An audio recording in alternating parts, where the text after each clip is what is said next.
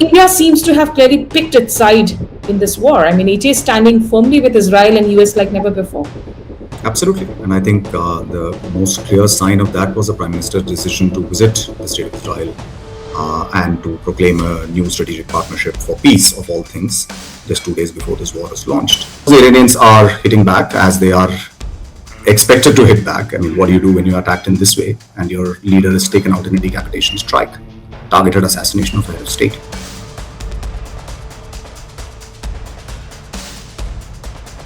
Threaten everyone with the prospect of economic and social chaos in the Gulf region. If we didn't hit within 2 weeks, they would have had a nuclear weapon. If we didn't do the B-2 attack. The American bases in that region, which, as you rightly said, were there to defend them, are now becoming the reason that they are under attack. American Christian evangelical right has always had a great affinity for Israel. Said it is not as if the Arabs wanted this war. So it's not as if you are standing on the side of both the United States and Israel and the Arabs on the same side. We imagine that we are, but we are not.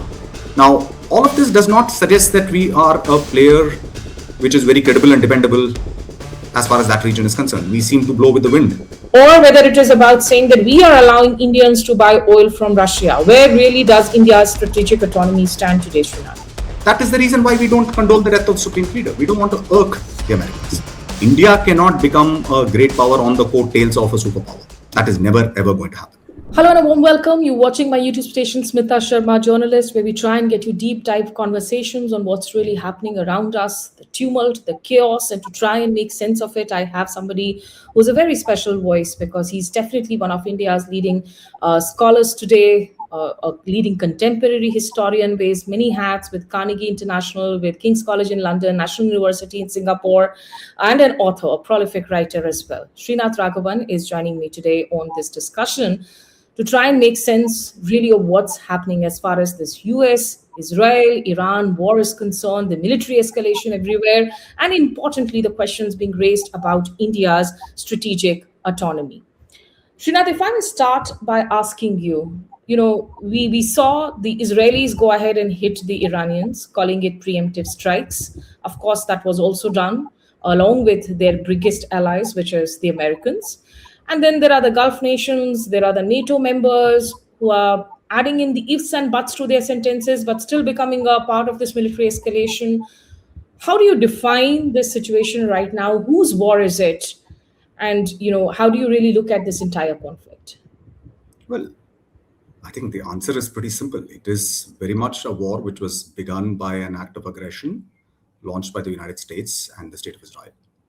And whether it is a question of the Israelis under Prime Minister Netanyahu dragging Trump along or the other way around is only a matter of detail, because it is very clear from what we know that they have been in discussions at least since late December on the possibility of such an attack and the timing of it. And, that all of this was at least wrapped up a couple of weeks ago, and they were just waiting for the right moment. The whole so-called diplomatic exercise of negotiating with Iran was clearly a charade to get enough time to get a military build-up in the region.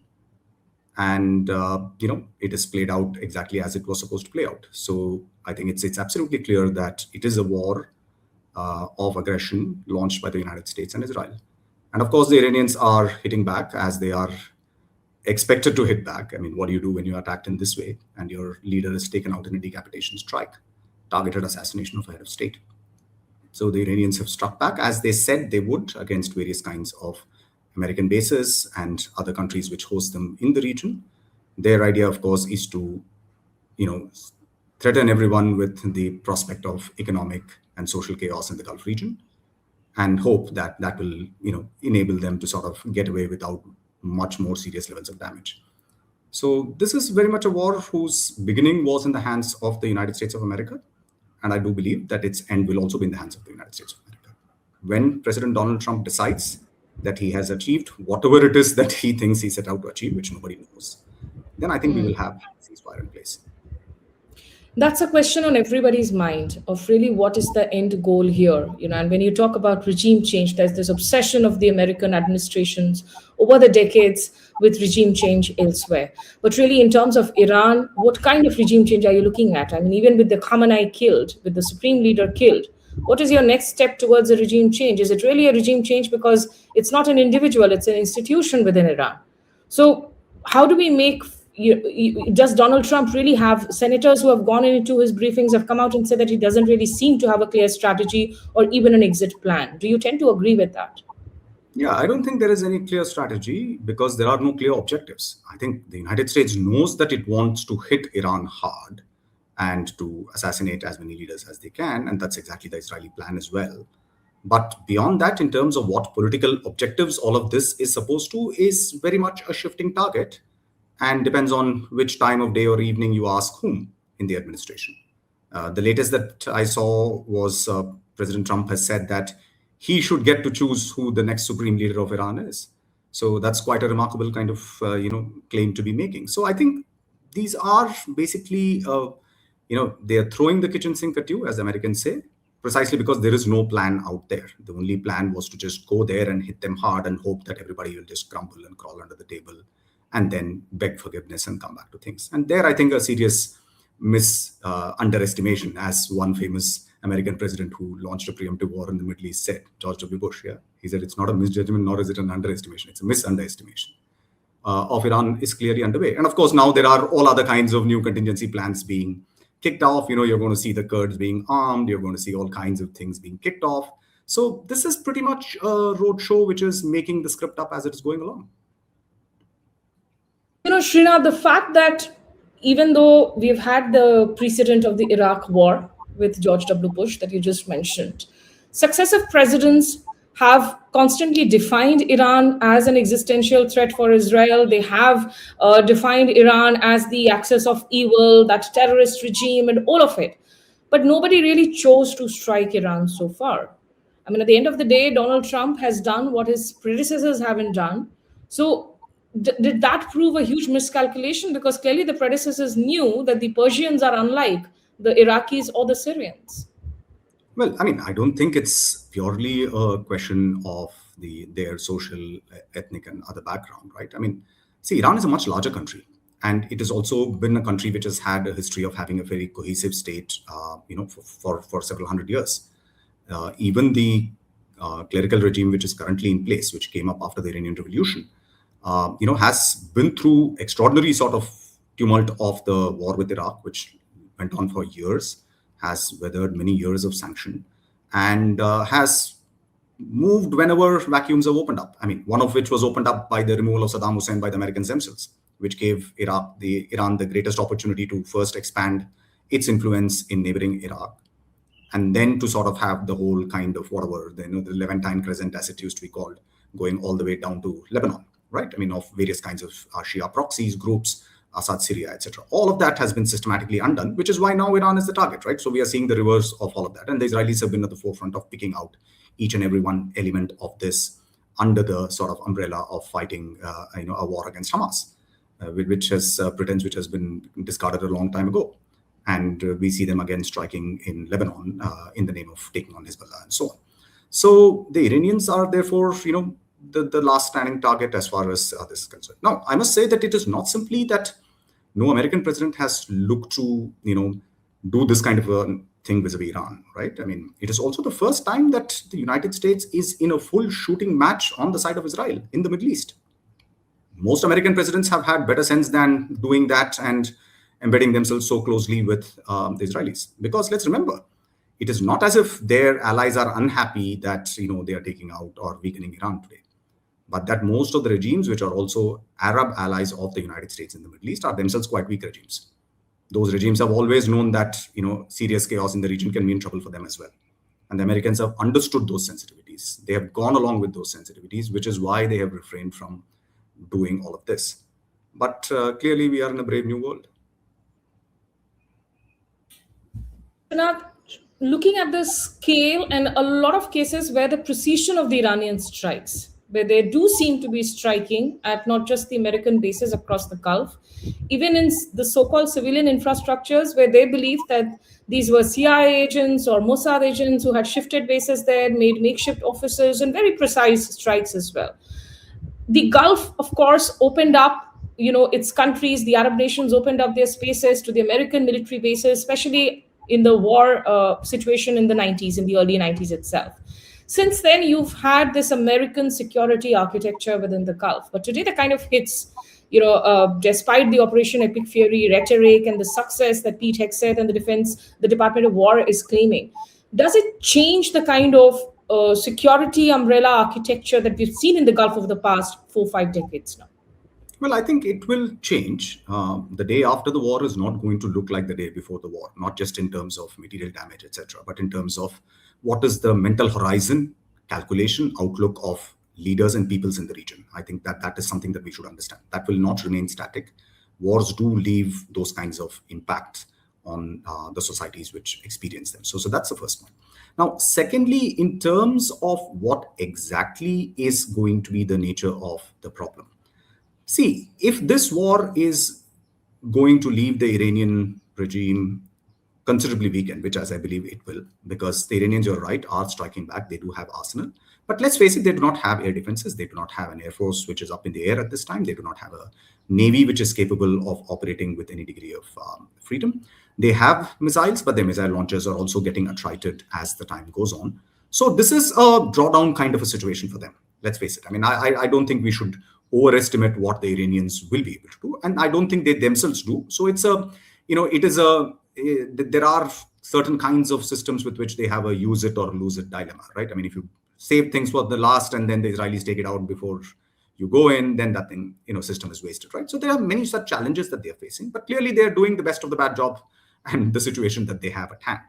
But again, like the fundamental problem remains that when you're still in a situation when this is basically fighting for the survival of your country and of the government system in the face of overwhelming sort of power on the other side, then you should expect that resistance will happen. And we saw that happening, all across. Iraq is a very good example. I mean, the Americans even put boots on the ground. But what came out of it? So I think that sort of situation should never be forgotten. Now, if this war does leave, as I believe we should expect the Iranians to be much considerably weakened and the Israelis to be much more emboldened in the region, then that cannot be a situation, that cannot be a morning which the Arab Gulf states will look forward to with any degree of complacence. And Israel, which is going to be the dominant actor in quite this way and has crossed all manners of red lines, violated all kinds of norms, and has been given such a explicit blank check by the sole superpower in the world, is not going to be seen as a benign, friendly country with whom they can do trade and get technology and do various kinds of things. Let's face it, I don't think the Arabs are that foolish. So when that day arrives, you will definitely look to them to see that they need to find partners who can help them shore up their security in different ways. And the American bases in that region, which, as you rightly said, were there to defend them, are now becoming the reason that they are under attack. So it's a catch-22 situation as far as they're concerned. So they will look for other partners. I mean, just take an example. The Saudis concluded their sort of security agreement with Pakistan soon after the Israeli-American attack on Iran last year. That is exactly the kind of thing that you should see, because nobody trusts Israel or America to stand by them any longer. And I think that is a very important thing that we should remember. So the geopolitics and security architecture is going to be up for the grabs in a very blank slate kind of a way. So we'll have to see whether it's going to be Turkey, whether it's going to be China, Russia. There are many players, to whom countries will look at for various kinds of support. It may not be a, straightforward GCC type alliances under the American umbrella as we've seen it in the past. But it's not like the Gulf countries have chosen to. I mean, of course, their military capacities are constrained and restrained, unlike the Israelis or the Americans. It's not like, even if they have come under attack, whether it's the oil field in Bahrain, whether it's LNG field plant in Kuwait, despite all of this, it's not like they're struck back actively, and they're still maintaining the line that, look, we did not start this war. We, in fact, had been trying to mediate, to try and find a dialogue. Do they also realize, just taking on to from what you were saying, that at the end of the day, the basis of this war, when you look at it from the Israelis and the kind of comments that come in from people like Lindsey Graham too, is that greater Israeli project? And I think that greater Israeli project is much more of a tangible possibility and reality under the current far-right extremist government in Israel than it has been under any previous government of the state of Israel. Right? I mean, there have been strains of this ideology from the very beginning of the creation of the state of Israel.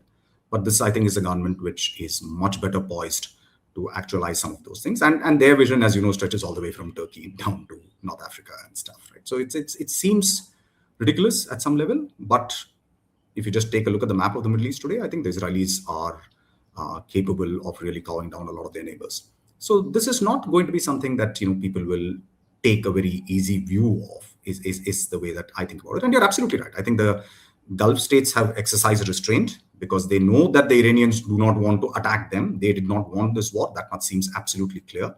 They are only responding to what they can by defensive measures as far as possible. They have given a joint statement of the Gulf countries. I think has come out yesterday, perhaps in the evening, and there are some talks that they may even carry out some airstrikes. But my sense is even if they do it, it'll be purely for symbolic deterrent value, just to show Iran that we are not kind of entirely supine and lying down. And countries like UAE, etc., have imported a lot of American equipment over the years, right? I mean, these are huge arms importers at the end of the day. But that still, I think, leaves us with the problem that after the war, it is Israel which is going to be the biggest threat to all of these countries, and America, which is going to be their major ally, which is also proved to be completely undependable in political terms, undependable in diplomatic terms, undependable in military terms. Given all of these things, I do not see why the Gulf states will continue business as usual on the morning after the war. But Srinath, also in terms of the nature of the escalation that we see right now, the attacks on the Gulf, you have Israelis now doing a ground offensive on Lebanon, similar to what they did even last year as well. You also have Turkey now preparing to get into the attack mode. Azerbaijan has said that it will go in for strikes. How do you see this escalation going into the next few days or weeks? Do you see that this will be a pretty long affair the way it looks like right now? Well, I mean, again, there are different ways in which you can think about the problem. If you were to think about it, say, purely from a military point of view, which is the Israelis and the Americans versus the Iranians, then it is quite clear that at some point, both sides will not be left with very significant levels of capability to carry on this kind of a war. Then Donald Trump's options of saying that, I can put boots on the ground will be tested. And I am not so sure that that is an answer that is going to be viable for them, because the only approach to do all of that is from Iran now. And then that will play into the hands. Iraq now, and Iran is just too large a country, and I don't think that's a viable thing. Which is why I think now the whole Kurdish kind of, this thing has been raised, saying that we are going to arm the Kurds and so on. But the problem with arming the Kurds, of course, is that Turkey is not going to sit by while another bunch of Kurds are armed.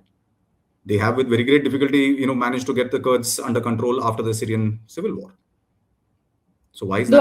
I think I saw some statement from the Kurds also trying to again take a step back and say that no, we are not a part of any such plan. So they are also trying to make. Because there are different Kurdish groups, right? So the Iraqi Kurdish group, which is a PKK in Erbil, Mosul, and the northern parts of Iraq, they have a reasonably well-organized militia, which is kind of there. But they do not want to get involved in this because they now have a reasonable working relationship with the Iranian government, which, as you know, is dominated by the Shia. So I do not see any reason why they will very post-haste throw their sort of weight on the side of the Americans, unless and until they have a very good sense that things are going back. It is the Iranian Kurds who have not had backers for a very long time. It is a bit like what was the situation in Iraq in 1991 or in 2003. All of these groups which were opposed to the government of the day suddenly felt that, listen, our time has come, we are going to be marching to Baghdad, etc., right? I mean, none of those things ever works out in the way that we imagine it will work out. And Turkey is going to be sort of, Turkey is kind of very opposed to the idea that any group of Kurds will once again be given a sense that they can carve out a state out of Iran or anybody else, right? Because then ultimately the Kurdistan story is a much larger one than simply being confined to Iran or Iraq. So I therefore do not think that all of that is happening. But the Israelis are expanding the war, not just in Lebanon, as you said, but also in Syria.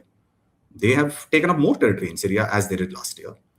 And as I said, they do not recognize any kind of territorial escalatory limits on what they can do. They will push as far as they can, and it looks like the Americans are giving them a blank check at this point of time.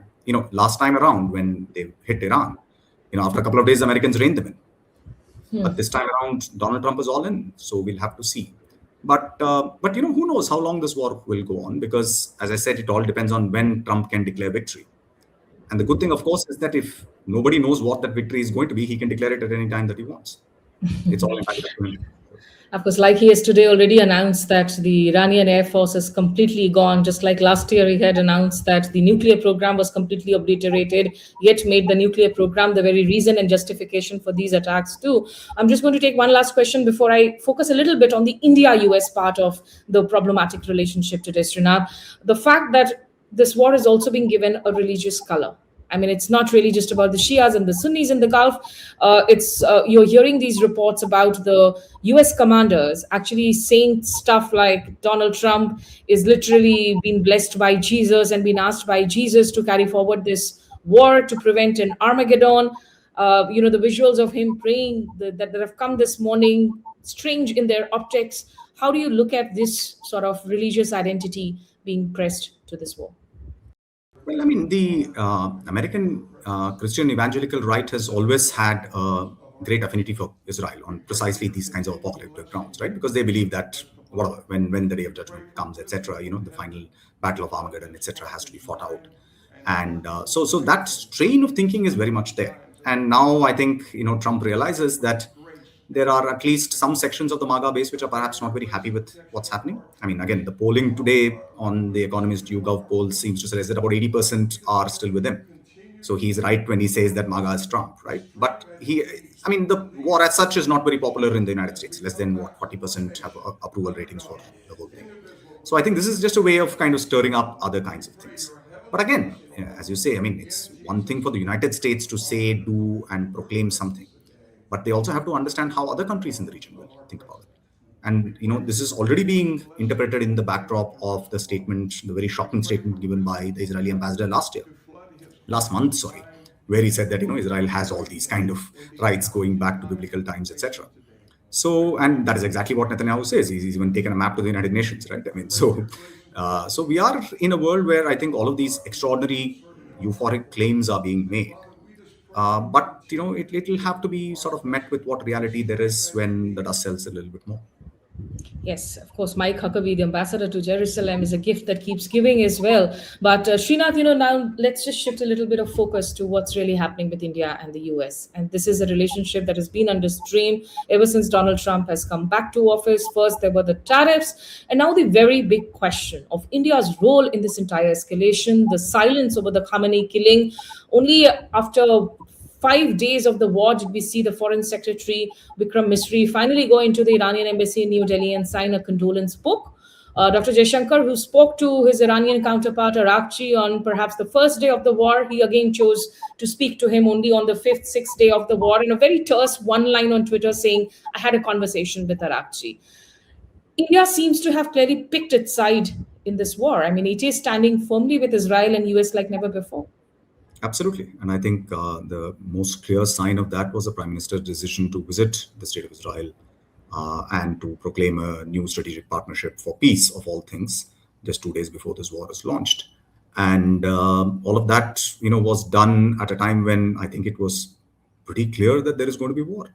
I mean, if the Indian sort of intelligence and other systems actually believed that war was not happening, then I think we need to have an internal inquiry to understand what they are up to. I mean, it was Trump was avowing loudly and clearly with clear timelines that this is going to happen. The huge military buildup was happening, but we still went ahead and did it. Now, I think it's a conscious choice that we have made, but it is a choice which comes with very serious complications. And I think those complications are things that we will have to deal with once the immediate crisis passes. Because I think our focus right now is to ensure that we are not in a situation where millions of Indians have to be evacuated from the region. That we are not in a situation where oil hits $100 a barrel, that we are not in a situation where shipping through the entire region is kind of brought to a grinding halt. So there are a variety of reasons why we are trying to keep our eyes on that particular ball. But in so doing, I think we are taking positions which only weaken our ability to operate once all of this is kind of over. And it's definitely, I think, dents and damages Indian credibility as an independent strategic actor in the region. Every time I've asked the serving diplomats in the past few weeks or past few days, in fact, that what led to the timing of this visit, You also have a report in the Axios out now, which claims that the decision to strike Iran was taken actually just by Trump and Netanyahu just 2 days prior to the Modi visit. And the Modi visit was also announced just a day before the visit for security reasons and all of that. So it's not like a scheduled visit is cast in stone. If there are clouds of war that are up there in the sky, then one can always revisit. Given the fact that India had just issued also an advisory to Iran asking for its nationals to go out of Iran, to move out of Iran. So when you look at these justifications that no, because it was a pre-scheduled visit, we had to go in there, or because we have the safety of evacuation or necessity of 1 crore Indians in the Gulf, so we need to be with the stronger side. We cannot be with the side that is perhaps losing, at least what we know of. These are things that have been spoken of, by the way, off the record. How do you look at this justification? Well, I don't think those justifications stand very much, right? See, nobody is denying the importance or the depth of the relationship that India has cultivated with Israel. That is a relationship that is openly acknowledged, I think, by everyone, that has important, strategic military benefits as far as India is concerned, technological, especially in the light of the new kinds of conflicts that we find ourselves embroiled in with Pakistan and others. I think, that relationship has deepened. It has its own logic.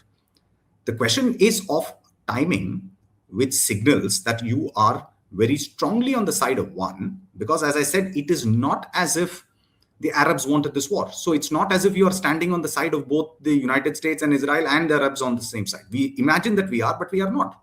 Objectively speaking, we are only on the side of the Israelis and the Americans, who are the aggressors in this war. And we have dropped Iran like a hot potato. There is no other way of describing it.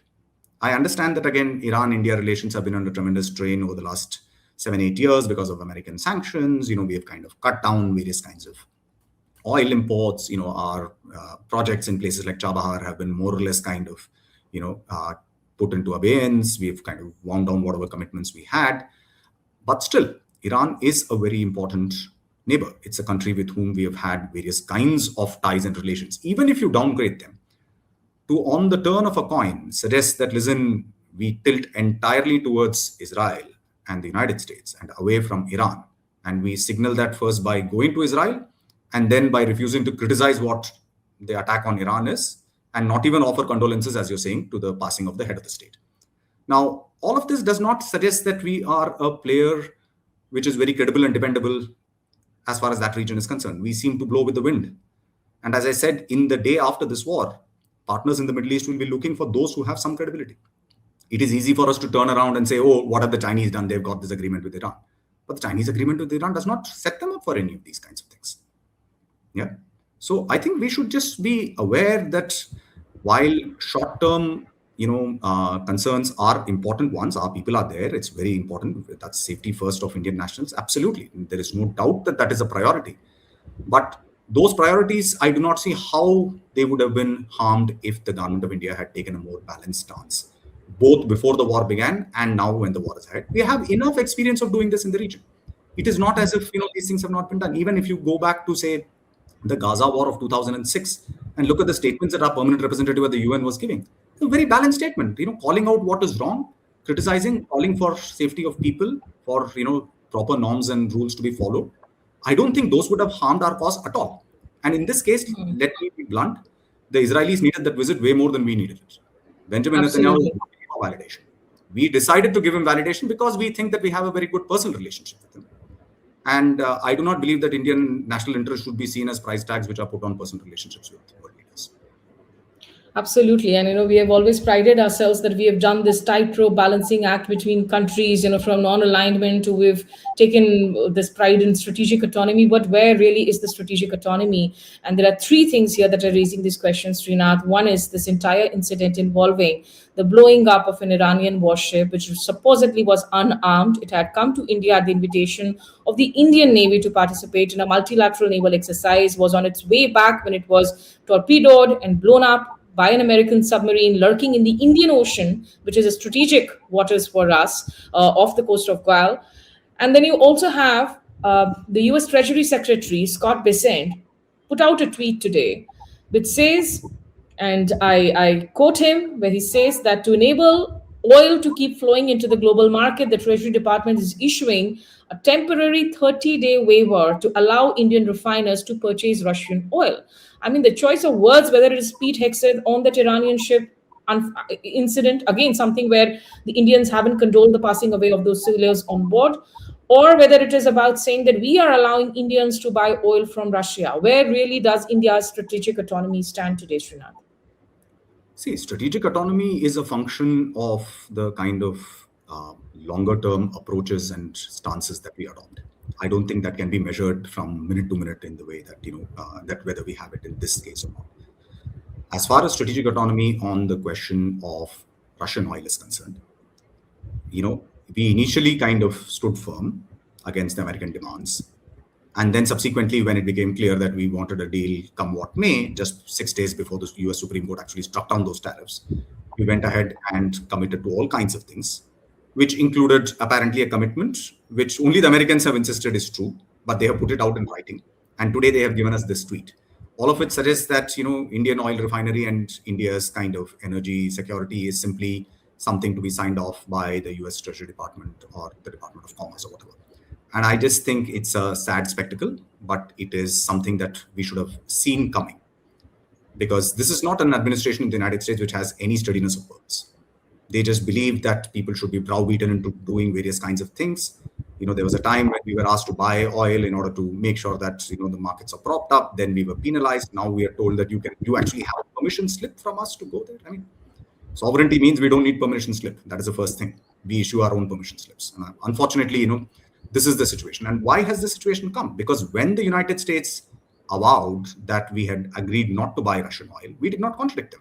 So either we had agreed, which is to me is terrible, or we said that, it's best not to irk Trump, which seems to me to be the more plausible reason.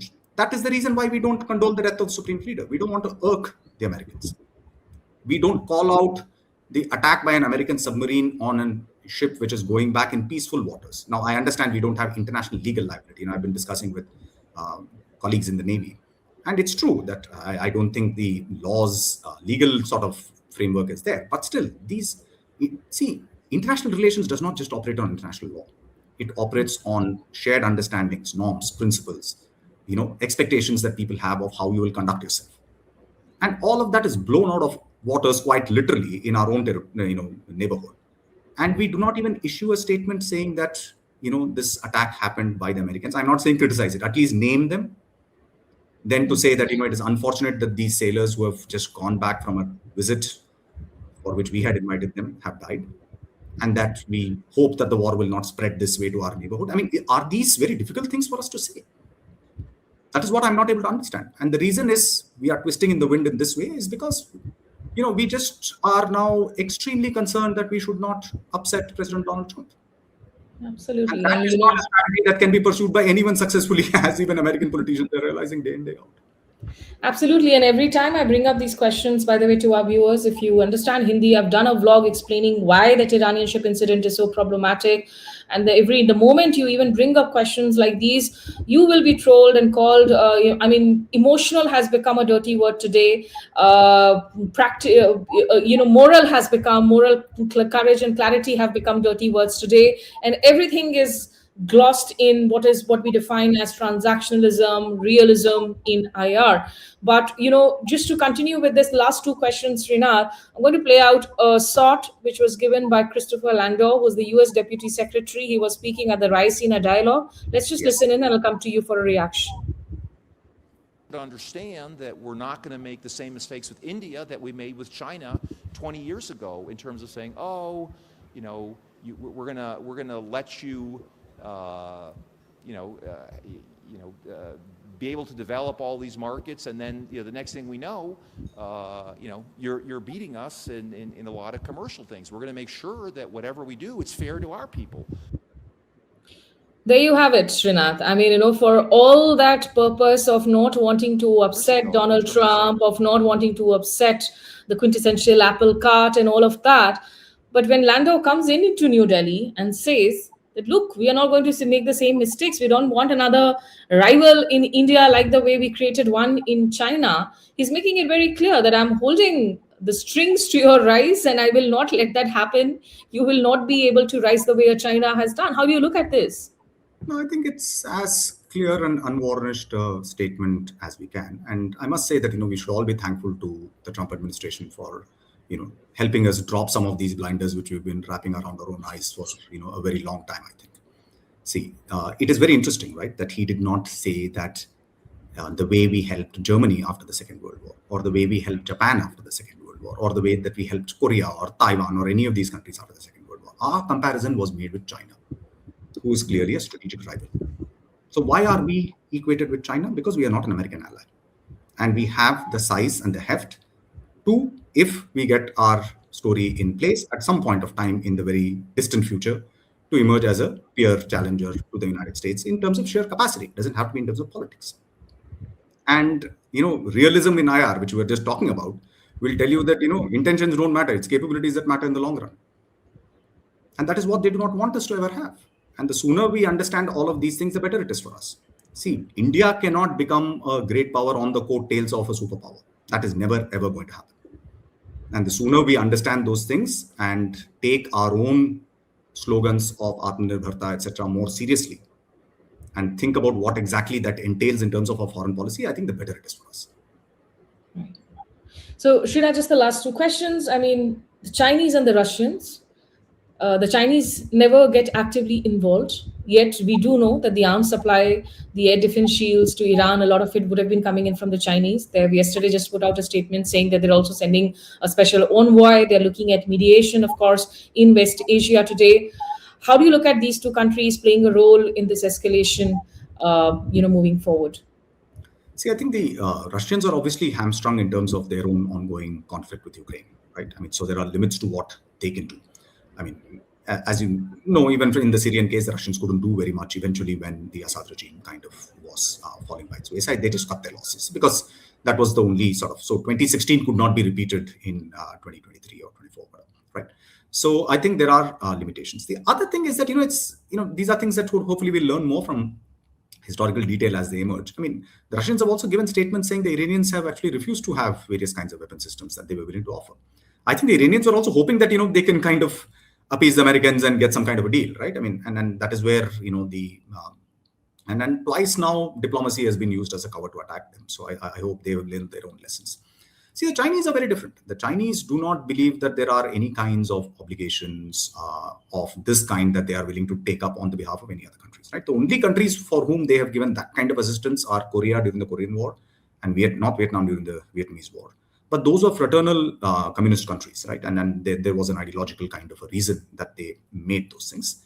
And they have never, ever taken on those kinds of commitments. In fact, Evan Feigenbaum, who's a vice president of the Carnegie Endowment, has written a very good piece on precisely this thing, pointing out that when people keep saying, oh, China is not showing up in Iran, that means they've been put in their place, do not know the first thing about how the Chinese have dealt with all of these things. They have never extended their commitments. That's a very American way of doing things. So you are just mirror imaging and then assuming that the Chinese. But please remember that the Chinese have ensured that the Russians do not get knocked out of the war against NATO.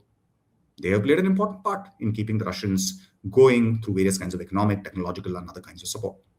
They have enabled Russians to reach out to the North Koreans and others in order to get artillery shells and various other kinds of munitions, which are important for this thing. So, they have done what they feel they can do. But at the same time, I think it's wrong to expect that the Chinese are going to jump into the fray and, do something for the Iranians or for anybody else. But yes, it is significant that they have said that they will send a envoy. We'll see what comes out of it. Just finally, Srinath, I mean, as a lot of people are defining it, that we are not closer to a third world war, perhaps not till we actually have boots on the ground and even the Chinese and the Russians and the Turks and everybody joining in. But you have multiple wars and the theater of conflict has expanded so much today. That's the state of tumult today. But has the world and Americans really learned a lesson? I mean, even the Britishers, whether it's UK, whether it's Canada, whether it's France, the NATO members, the American allies, they're all making statements saying that we are not happy with how this war started. We are, we really feel that there was no approval that was given from Congress or from UNSC. But you've had Iraq, you've had Libya, you've had Afghanistan, even after Iraq war. So have you really learned any lessons? Have the Americans learned any lessons to begin with? Well, the Americans, like the Bourbons, have learned nothing and forgotten nothing. That is what was said about the ruling dynasty before the French Revolution. And I think that continues. And I think this is also a very useful reminder that there are very strong continuities between Donald Trump and previous American administration. I think our American friends tend to assume that he's from a different planet altogether. Clearly, he's not, right? I mean, these are all very long-standing features of American foreign policy and domination and imperialism in the Middle East. So I don't think we should be under any illusions about, what all of this amounts to. I think the Europeans are in a tough spot. On the one hand, I think at this point of time, if you look at it, I mean, the kinds of shameful equivocations they're making, right? I mean, every day you shed a tear for Ukraine, fair enough. But then you refuse to call out the act of aggression that, the United States has done. And even when you do, then you say, I'm not recognizing it as under international law, but then, what, my bases are still available for you to do. I think the Spanish Prime Minister is perhaps the only one who's taken a principled and honored position. And again, Smita, I just want to end by saying, there's something you said earlier. None of what I'm saying is necessarily based on, some notion of ethics, morality, etc. All I'm trying to say is that, listen, international politics is a game. It's a deadly game, but it's a game. And in this game, there are some rules which allow that game to be constituted as the game that it is. If you're playing cricket, you have to play it by the rules. Otherwise, it becomes something else. I cannot pick up the stump and hurl it at the batsman. Yeah, that is the problem. The problem is not about saying, is international law gone? Is there a rules-based international order? No, I'm talking about minimal rules of what keeps this story going. And if countries like India, which are not militarily and economically as strong as some of the other players in that region are, like the United States or perhaps even China, if we do not stand up and speak for these rules of the game, as I call them, then we will find that the game is becoming much more unplayable for us. So it is a very straightforward, realist argument that I want to make. Please do not assume that interests are a given. Interests are how we construe it, how we constitute it. We need to know who we are before we can know what we want. And I think any sober realism should begin with that understanding rather than assuming that every little thing can be justified, right? Obviously, we twist and turn, we do this, we do that, everything is realistic. But I don't think for countries like us, that is an option. The United States can do it because it has an extraordinary surplus of military and economic power. We can't. Right. I think they're very, very wise words and insights to end with, and particularly for countries like us that are developing economies, emerging economies. I mean, we cannot be burning out our long-term plans, goals, visions for short-term gains. And most importantly, what you said, that India cannot really become a strong power by holding on to the coattails of a superpower. So it's very important for India to keep maintaining its stance on a lot of things that it believes in and find that voice to speak up where it's necessary. Srinath Raghavan, wonderful talking to you. Thank you so much for finding time for this insightful conversation. Thanks for having me, Smita. And to our viewers, if you like this conversation, do share it and press the bell icon notification for future alerts for all content. Thanks for watching. Take care.